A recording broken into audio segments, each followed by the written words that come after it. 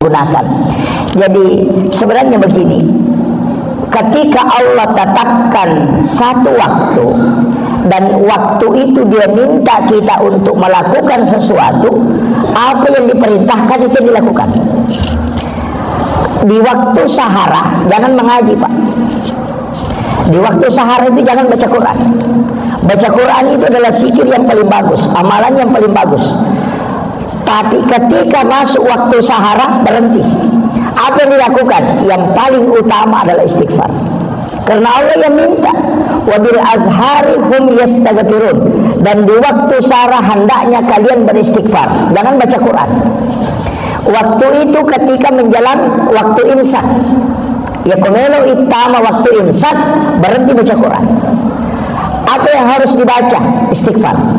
Karena Allah Ta'ala milawi di sujud-sujud terakhir gunakan untuk berdoa. Nah ini di bulan Ramadan ini kita perbanyak itu tadi, perbanyak amalia. Karena di bulan ini sebenarnya bulan Ramadan itu enak sekali, Pak. Semua orang rajin sholat.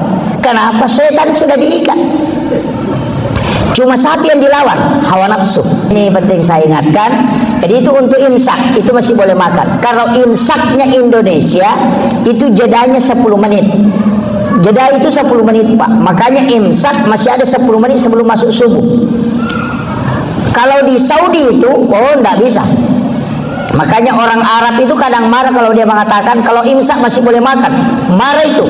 Kenapa? Karena imsaknya mereka bersamaan dengan waktu subuh.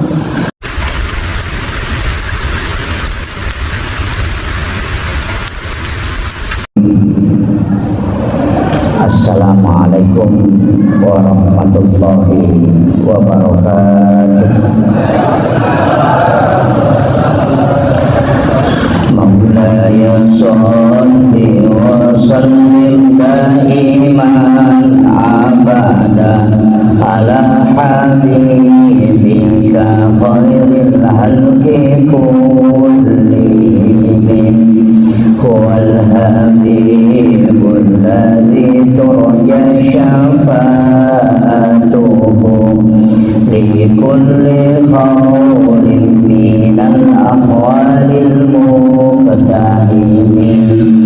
ya rabbi bil mustafa balligh maqasidana waghfir lana ma madaya wasi'al karami ya rabbi bil mustafa balligh maqasidana waghfir lana ma madaya wasi'al karami ila hadratin nabil mustafa sallallahu ala sayyidina Muhammadin al-fatihah. A'udzu billahi minasyaitonir rajim. Bismillahirrahmanirrahim. Alhamdulillahi rabbil alamin arrahmanir rahim maliki yaumiddin. Iyyaka na'budu wa iyyaka nasta'in. Ihdinas siratal mustaqim siratal ladzina an'amta 'alaihim ghairil maghdubi 'alaihim waladdallin. Allahumma nawwir qulubana wa quluba jami'i man khadara fi majlisina hadza bi nuril ma'rifah wa ilmil mukasyafah wal basirah wal iman wal islam. Ya Fattah ya Alim, iftah qulubana wa qulubahum futuhal arifin. Rabbana iftah bainana wa baina qaumina bil haqqi wa anta khairul fatihin. Amin amin ya rabbal alamin. Hadratul muhtaramin wal muhtaramat ikhwanu fillah, sidang jamaah subuh yang insyaallah dirahmati dan dimuliakan oleh Allah Subhanahu wa taala. Tadi bisa dikasih hilang ehonya, jangan kasih eho. Alhamdulillah, pada subuh kali ini saya melanjutkan kajian kita pada tarus tadi malam, bahwasanya di bulan Ramadan kita banyak membaca Allahumma innaka afuwun karim tuhibbul afwa fa'fu anna. Sebenarnya Allah membagi waktu. Jadi Allah itu sebenarnya sudah membagi waktu-waktu istimewa. Kalau kita hitung dalam 1 tahun, ada bulan-bulan haram. Kalau kita persingkat dari 12 bulan lamanya, ada 4 bulan haram. Kemudian di dalamnya juga ada hari-hari istimewa. Yang pertama adalah malam 1 Rajab. Yang kedua adalah malam nisfu Sya'ban. Yang ketiga adalah malam 9 Zulhijjah. Yang keempat adalah malam 10 Zulhijjah. Yang kelima adalah malam 1 Syawal. Kemudian malam Lailatul Qadar, sekaligus malam Jumat setiap pekannya. Itu adalah malam yang istimewa. Kenapa istimewa? Karena malam itu pintu langit dibuka. Jadi jamaah subuh sekalian, kalau kita mau memanfaatkan untuk berdoa, karena doa pada saat pintu langit terbuka itu mustajabah khusus. Jadi ada waktunya memang. Yang pertama malam 1 Rajab. Kenapa malam 1 Rajab itu pintu langit dibuka setiap tahun? Karena pada malam 1 Rajab itu keistimewaannya, nurnya Rasulullah dimasukkan ke dalam perut ibunya Siti Aminah. Yang kedua, malam nisfu Sya'ban. Malam nisfu Sya'ban itu adalah malam ditetapkannya takdir seseorang hamba dalam 1 tahun ke depan. Makanya di nisfu Sya'ban itu kita membaca surah Yasin biasanya sampai 3 kali. Jadi mulai dari rezeki ditetapkan di situ untuk berjalan 1 tahunnya. Makanya takdir itu kan begitu, ada di Lauhul Mahfuz, kemudian turun ke langit-langit dunia. Di langit-langit dunia ditetapkan dalam per tahun. Untuk laporan amal itu hari Kamis. Makanya puasa itu kan ada 2, hari Senin untuk yang mengikuti ulama hadis, sedangkan untuk mengikuti ulama fikih itu kan berbeda. Sebenarnya kita sering itu puasa hari Senin mengikuti Nabi. Padahal sebenarnya hakikat hadis itu, ketika Rasulullah ditanya kenapa berpuasa pada hari Senin, Rasulullah mengatakan karena saya lahir pada hari Senin. Jadi kalau bapak ibu lahir hari Selasa, mestinya puasa hari Selasa. Karena yang ada di situ adalah puasa sunnah hari kelahiran. Seandainya Rasulullah ditakdirkan lahir hari Rabu, maka dia akan puasa hari Rabu. Karena beliau ditanya kenapa puasa hari Senin, karena saya dilahirkan pada hari Senin. Jadi di situ sebenarnya adalah puasa sunnah hari kelahiran. Cuma kalau kita puasa pada hari Senin itu tidak salah. Karena siapa yang berpuasa pada hari Senin, maka dia puasa sunnah hari kelahiran Nabi. Tapi siapa yang berpuasa pada hari kelahirannya, maka dia akan mengikuti Nabi berpuasa pada hari kelahiran, dan itu sunnah. Tapi padilannya luar biasa. Siapa yang berpuasa pada hari kelahiran, itu tidak ada penyakit yang bisa merusak tubuhnya. Itu sudah diteliti para ulama. Jadi kalau mau disehatkan badannya, jauh dari penyakit-penyakit fisik, berpuasa pada hari kelahiran. Itu hikmahnya. Untuk hari Kamis itu pahala dan doa disetor oleh malaikat. Jadi malaikat itu melapor hanya sekali. Jadi hari Kamis itu melapor. Makanya dari situlah kenapa kalau kita berdoa jangan dirubah.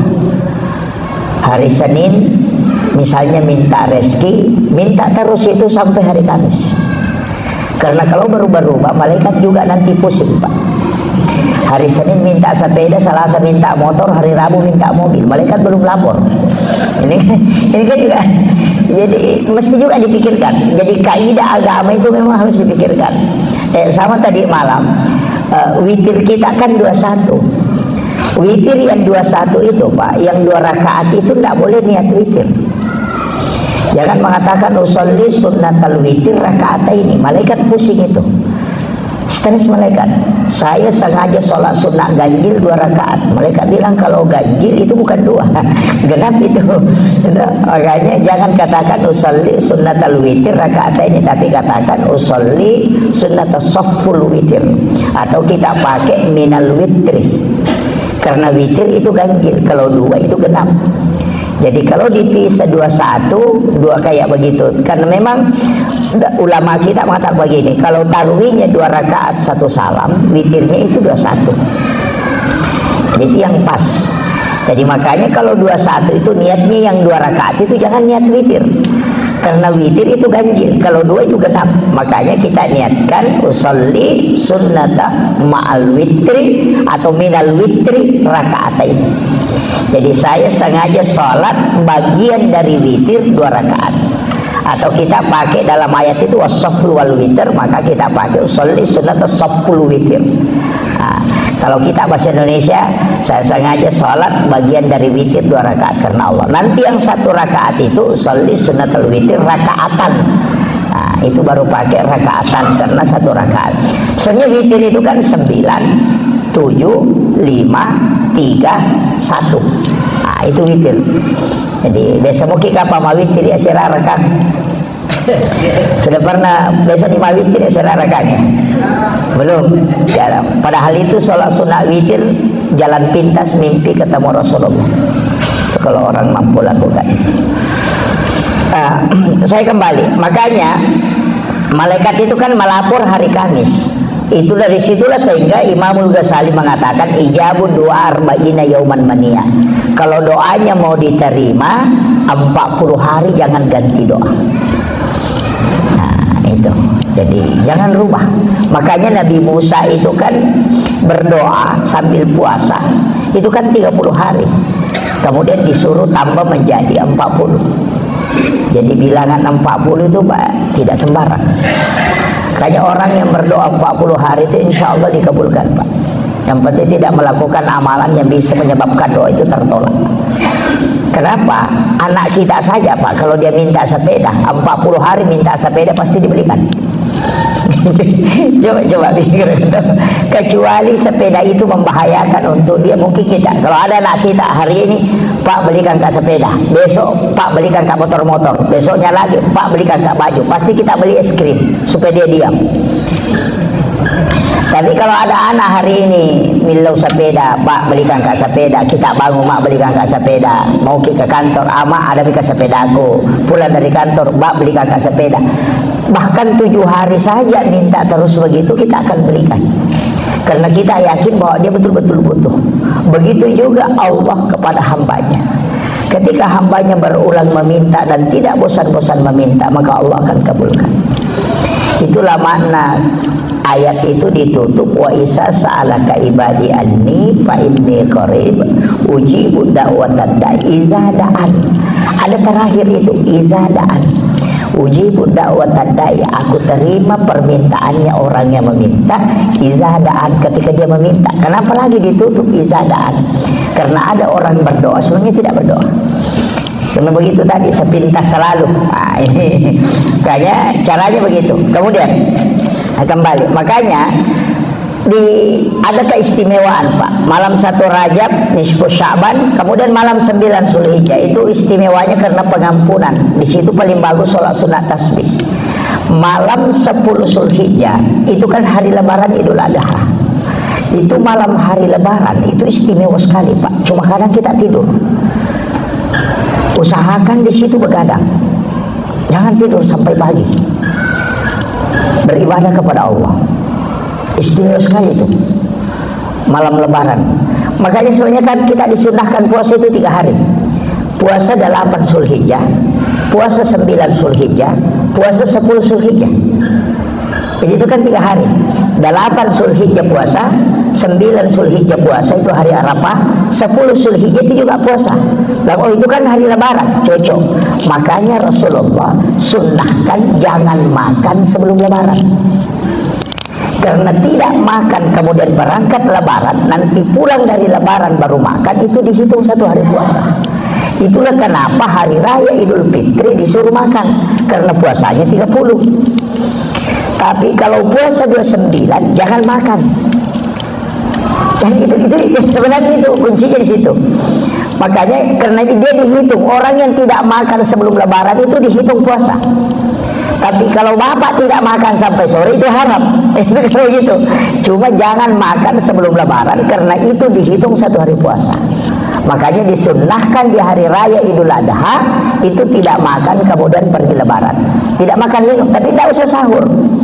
Karena itu terhitung satu hari puasa. Yang sebentar itu luar biasa. Kemudian malam 1 Syawal, malam 1 Syawal itu juga hari raya Idul Fitri. Itu juga dibuka pintu langit. Jadi kalau bapak mau berdoa, minta pakai di situ. Bahkan Kiai Muhammad Sain Abdul Ghani, guru sekumpul Martapura, ada dua dia adalah waliullah yang sangat masyhur. Itu pernah sampaikan begini. Nah nigi tahu dena tindro, siapa yang tidak tidur pada 6 malam itu, malam 1 Rajab, nisfu Sya'ban, 9 Zulhijjah, 10 Zulhijjah, malam 1 Syawal, dan setiap malam Jumat dan pada malam Lailatul Qadar. Siapa yang tidak tidur pada 6 malam itu hanya beribadah karena mengharapkan berkah dan ridha dari Allah, maka kalau dia wafat itu jasadnya hilang. Kalau sudah dimasukkan ke lahat itu sudah hilang. Dan guru almarhum al-Maghfur Kiai Abdul Rahman Ambodale itu hilang jasadnya. Saya tahu itu dari guru Kiai Fathuddin Sukara. Beliau adalah pimpinan pondok yang saya tempati dan sekaligus pendiri. Itu karena dia yang memasukkan dia ke dalam lahat. Saya pernah tanyakan beliau apa karamahnya guru dan dia ceritakan berbagai macam karamah. Tapi terakhir dia katakan begini, satu keistimewaannya guru yang tidak dimiliki para wali kecuali wali tertentu. Ketika saya letakkan ke dalam lahat, watunna upalinna nasangoku calorit naki burue kadetun. Saya buka kain kafannya itu hanya kapas yang ada di dalam, orangnya tidak ada. Saya mensapu mulai dari bagian kepala itu ke telinga, tidak ada sih. Itu amalan. Jadi tapi jangan karena mengharap itu, tidak. Itu karena makam kewalian. Wali-wali Allah itu diberikan keistimewaan. Makanya Bapak Ibu sekalian, itu 6 malam itu istimewa kalau kita mampu. Tapi kalau tidak mampu cukup semampu kita lah. Ya, yang penting ada amalan pada itu. Kalau mau minum kopi di situ supaya tidak tidur, ya minum kopi. Ya tidak masalah. Yang penting lakukan amalan. Apakah membaca Al-Quran, tafakur atau apa, silakan. Kemudian tadi saya mengatakan kita usahakan membaca Allahumma innaka afuwun karim, dan ada waktu memang Allah itu sudah bagi dalam 24 jam itu kan ada waktu sepertiga malam, itu istimewa Pak. Tapi setelah sepertiga malam ada waktu sedikit, wabil azhari hum yastaghfirun, itu Allah yang minta kita. Ini yang paling banyak orang tidak gunakan. Jadi sebenarnya begini, ketika Allah tetapkan satu waktu dan waktu itu dia minta kita untuk melakukan sesuatu, apa yang diperintahkan itu dilakukan. Di waktu sahara jangan mengaji Pak. Di waktu sahara itu jangan baca Quran. Baca Quran itu adalah zikir yang paling bagus, amalan yang paling bagus. Tapi ketika masuk waktu sahara berhenti. Apa yang dilakukan? Yang paling utama adalah istighfar. Karena Allah yang minta, wabil azhari hum yastaghfirun, dan di waktu sahara hendaknya kalian beristighfar. Jangan baca Quran. Waktu itu ketika menjelang waktu imsak. Ya kumelo itama waktu imsak, berhenti baca Quran. Apa yang harus dibaca? Istighfar. Karena Allah Ta'ala milawi, Allah yang minta. Saya kasih contoh begini. Kalau Pak Bupati atau Pak Wali Kota minta kita datang ke rumah jam 4, saya akan kasih bantuan. Kalau Bapak datang jam 4 pasti dikasih karena dia yang sudah janji. Tapi kalau Bapak tidak datang di jam 4 itu, nanti jam 10 baru datang atau jam 5 baru datang, maka boleh dikasih, boleh juga tidak. Jadi kalau mau diampuni oleh Allah, minta pada waktu sahara itu tadi. Itulah kenapa dikatakan makan sahur. Kan begitu. wabil azhari hum yastaghfirun, dan di waktu sahara hendaknya kalian beristighfar. Sahara itu adalah waktu menjelang masuknya waktu subuh, makanya makan di waktu itu disebut makan sahur karena makan di waktu sahara. Ini nih ya, makanya tadi malam saya katakan jangan makan jam 3 Pak, rugi kita. Ambil terakhirnya karena itu waktu sahara. Nah, doa yang paling bagus dibaca pada saat itu adalah sayyidul istighfar. Tapala mana mo to? Tapala mana mo sayyidul istighfar. Ini satu-satunya doa Pak yang membuat iblis menangis sampai matanya bengkak, kata Nabi. Tidak ada hadiah yang diberikan oleh Allah kepadaku dan umatku yang membuat iblis menangis sampai matanya bengkak kecuali sayyidul istighfar. Maka Allah sudah janji ketika umatmu Muhammad membaca sekali saja di malam hari, kemudian dia meninggal pada malam itu, aku kata Allah yang menjadi jaminan dia akan masuk ke dalam surga. Dan siapa yang membaca sekali saja di siang hari, kemudian dia meninggal pada hari itu, maka aku kata Allah yang menjadi jaminannya. Jadi kalau mau masuk surga Kak, gampang. Kalau mau masuk surga Pak, gampang sekali. Baca doa ini. Kapan? Sesudah sholat subuh baca atau sebelum sholat subuh baca di malam hari. Kemudian nanti siang baca juga satu kali. Makanya biasa orang pakai pagi dan petang. Doanya pendek. Allahumma anta rabbi la ilaha illa anta khalaqtani wa ana abduka wa la adika wa andika mastata'tu a'udzubika min syarri ma sana'tu abu'u laka bi ni'matika alayya wa abu'u laka bi dzambi faghfirli fa innahu la yaghfiru dzunuba illa anta. Tablan. Deva. Allahumma anta rabbi la ilaha illa anta khalaqtani wa ana abduka wa la adika wa adika mastata'tu a'udzubika min syarri ma sana'tu abu'u laka bi ni'matika alayya wa abu'u laka bi dzambi faghfirli fa innahu la yaghfiru dzunuba illa anta. Papuncuk. Kau ya apa lagi?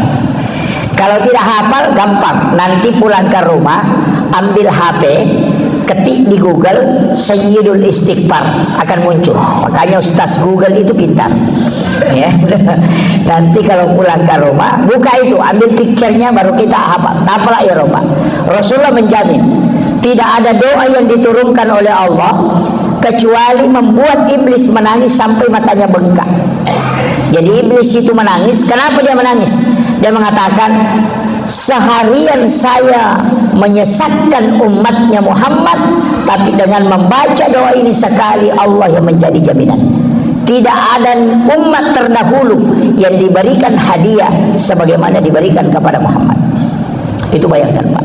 Jadi itu tidak usah, saya itu sebenarnya selalu mengatakan mazhab mudah masuk surga. Jangan sedikit-sedikit masuk neraka. Padahal Nabi itu sudah keliling Pak. Nabi itu sudah keliling ke surga, keliling ke neraka. Dia sudah tahu siksaan di neraka begini. Makanya Nabi ketika keluar dari neraka itu, ketika Isra Mi'raj, keluar dari pintu neraka, dia akan balik bertanya. Ini yang jarang Ustaz mau sampaikan. Dia akan balik tanya, bukan ditanya kepada malaikat Malik, bukan penjaga neraka, bukan itu yang ditanya. Yang ditanya neraka langsung yang ditanya. Wahai neraka, apakah ada doa yang bisa dibaca umatku sehingga tidak masuk ke sini? Neraka kasih tahu, ada Muhammad. Ketika umatmu membaca 3 kali atau 7 kali Allahumma ajirni minan nar, maka aku akan menutup pintuku sehingga dia tidak masuk. Coba, itu paling mudah. Makanya di dalam riwayat itu kan 7 kali. Makanya kalau sholat subuh itu 7 kali. Allahumma ajirna. Kalau kita kan pakai ajirna, karena imam itu kan dia ikutkan makmumnya. Jadi kalau makmum tidak hafal, akrabani amin, amin. Itu yang paling pendek. Kalau amin juga tidak dihafal, mati bawan nih. Gitu. Jadi Allah, imamnya bilang Allahumma ajirna minan nar, karena dia ikutkan jamaahnya. Makanya sesudah salam itu kan kita baca astagfirullahaladzim, astagfirullahaladzim, astagfirullahaladzim, istighfar 3 kali. Karena orang yang sholat itu 3 dosanya: bacaannya tidak sempurna, gerakannya tidak sempurna, ingatannya tidak sempurna. Makanya istighfar 3 kali. Nah, itu kemudian ada itu Allahumma ajirna minan nar, karena dia ikutkan makmum. Kalau saya pribadi yang baca Pak, tetap pakai na. Saya pernah ditegur sama guru saya ketika mengatakan Allahumma ajirni. Dia mengatakan janganlah pakai Allahumma ajirna walaupun kau tidak jadi imam. Kenapa? Supaya di situ ku ampusakum wa ahlikum nara. Jaga diri dan keluargamu dari api neraka. Ikutkan anak-anak dan istrimu kau doakan. Pakai Allahumma ajirna supaya anak-anakmu juga diselamatkan. Ya, makanya saya pakai itu Allahumma ajirna minan nar, Allahumma ajirna minan nar, Allahumma ajirna minan nar. Itu yang dibaca 3 kali. Neraka bilang saya menutup pintuku supaya dia tidak masuk. Kayak kami itu letama kau tutup pintu neraka. Dia kagak. Kan itu sih. Makanya Bapak Ibu sekalian gunakan ini. Gunakan di bulan Ramadan ini, gunakan. Jadi baca itu untuk menutup pintu neraka. Jadi keselamatan itu cuma memang harus sholat, Pak. Siapa tahu baca Allahumma ajirna baru tidak sholat, itu jadi masalah. Jadi tutup pintu neraka, tidak punya kunci surga, itu juga jadi masalah. Makanya saya selalu bilang kuncinya cuma satu, yang penting sholat ke. Harus, saya tidak mau terima mengatakan ada begini-begini, tidak. Saya mengatakan yang penting sholat. Kuncinya yang penting sholat. Kenapa? Karena satu-satunya ibadah yang tidak boleh ditawar itu cuma sholat. Karena Nabi sudah tawar, Pak. Dari 50 perintah sholat itu ditawar menjadi 5. Tidak usah pakai bersyukur kita ya 5 17 rakaat yang dikasih. Seandainya itu yang 50 kali, Pak, stres muasin. Iya. Dia pernah tudah mau kebolana namanya si rewa bang. Itu kan jadi masalah. Ini sampai jam berapa, Pak?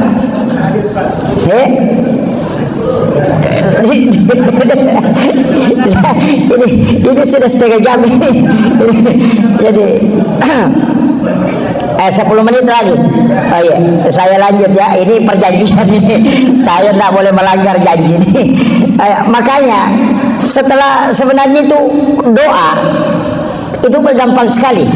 Jadi ada beberapa hal itu keistimewaan kita dikasih, Pak.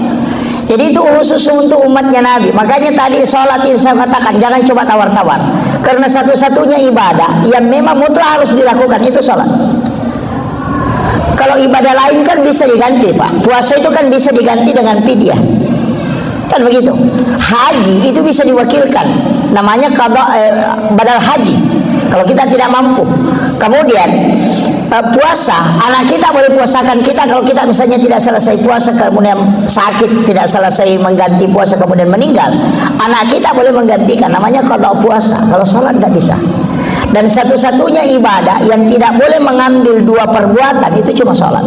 Orang puasa, Pak, nonton TV itu tidak batal puasanya.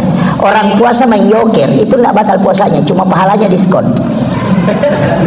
Iya, tapi coba sholat baru nonton TV pasti batal sholatnya. Iya, ya kalau puasa kita nonton televisi, puasa kita bicara, itu puasa tidak batal. Tapi coba sholat baru nonton TV. Haji juga begitu. Jadi satu-satunya ibadah yang memang tidak bisa dicampur itu cuma sholat. Makanya sholat ini sebenarnya kan alat, bukan tujuan. Ini kata menganggap sholat ini adalah tujuan. Oh bukan, sholat ini alat, Pak. Alat untuk komunikasi langsung sama Allah. Kenapa? Ada namanya sholat sunnah hajat, ada sholat sunnah musafir. Padahal sudah ada kan doa musafir. Sudah ada doa musafir. Bismillahirrahmanirrahim. Kenapa mesti sholat? Oh enggak. Kalau doa hari Kamis baru dilapor. Kalau Bapak berangkat hari Senin itu belum dilapor, doanya sudah kembali. Itu kuncinya. Jadi aku pak dong, kami si pinalapor malaikat. Nih aku meni jok ke makoko, dia dilapor. Kadang kalau kita berangkat hari Senin pulang hari Rabu, malaikat belum lapor. Begitu. Makanya sholat itu komunikasi langsung tanpa menggunakan perantara. Kalau Bapak mau berangkat pakai sholat. Namanya sholat sunnah musafir. Kalau punya masalah pakai sholat sunnah hajat. Kalau pusing memilih ada namanya sholat sunnah istihara. Makanya kalau punya dosa, siapa tahu meninggal dan belum dilapor.